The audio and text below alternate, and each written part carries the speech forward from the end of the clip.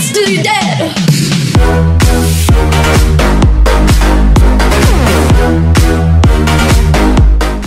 Salut à toutes et à tous, c'est Lord Apocalypse. On se retrouve aujourd'hui pour une nouvelle vidéo speed building. Donc là j'étais parti pour vous montrer un gameplay, mais vu qu'il y a une attaque en live de notre numéro 1, Dark, et bien je vous montre son gameplay qui est quand même un go oui oui. Donc c'est pas une attaque de... Je veux pas être grossier mais voilà. Alors, donc là ça se passe plutôt bien, il pose les deux golems, ensuite les sorcières bien derrière. Elles ont quand même pris des dégâts, ça c'est pas génial. Je crois qu'il a perdu une ou deux sorcières avec les dégâts de zone. Il rage tout, pas mal.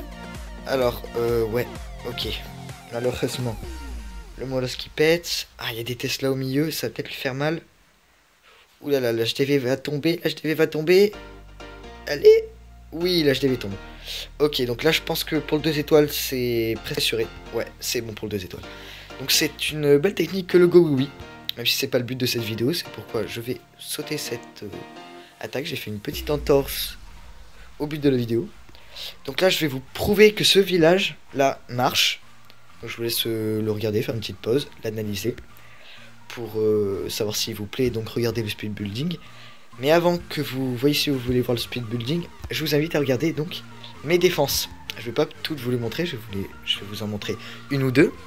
Mais regardez-moi ça. Donc avant, là les défaites, c'était avec mon ancien village.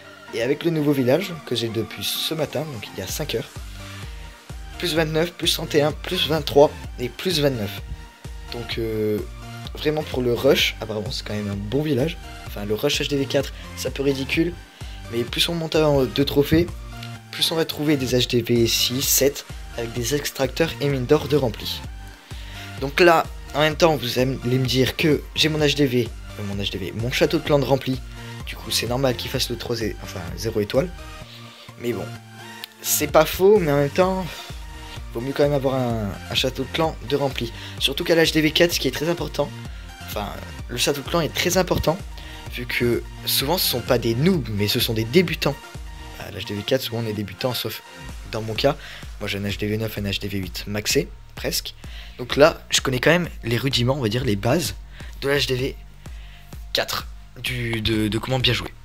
Dans une de mes prochaines vidéos, donc en fait je vous montrerai donc des speed building peut-être d'HDV5, 6, 7. Donc c'est pour ça que je vous invite vraiment à suivre ma chaîne pour ça. Parce que je vais dédier une série aux débutants, donc comme je viens de vous le dire, 4, 5, 6, 7 et 8, même si j'ai déjà fait des vidéos HDV 8, jusqu'à l'HDV 9. Après je passerai HDV 10 et donc je vous proposerai un début d'HDV 10. Donc quel bâtiment monter. Et donc je ferai pareil aussi pour HDV 5, quand je monterai HDV 5, je vous dirai quels sont les meilleurs bâtiments à monter en premier, quand on monte d'HDV. Donc là, on est en guerre de clan, du coup, il a pas oublié de vider le château de clan. J'avais quand même une sorcière, donc c'est pas pourri. Voilà, donc là, il a pas très bien géré le château de clan. Il me restait encore une sorcière. C'est passé just, parce qu'à la fin, il ne restait plus que 4 archers. Mais il va quand même réussir à détruire mon château de clan, enfin ma sorcière. Donc là, hop, c'est ballon, tout se passe bien. Pour lui, bien sûr. Mais malheureusement pour lui, et ce qui va faire mon bonheur, c'est cette cabane. Vraiment, ce qui est utile en guerre de clan, c'est que souvent vous avez le château de clan de rempli. Enfin, si jamais vous êtes dans un bon clan, vous avez le château de clan de rempli. Alors du coup, quand vous avez le château de clan de rempli, il va perdre du temps à le vider. Mais vu que là, j'ai posé 2 cabanes sur les côtés, et que c'est un HDV4, donc souvent ce sont des noobs, enfin des noobs, pas des noobs des bolosses, mais je veux dire des gars qui ne sont pas très expérimentés. Donc du coup ils vont pas penser à regarder dans les coins s'il y a des cabanes. Alors je vais vous montrer un dernier gameplay et puis après on passera au speed building.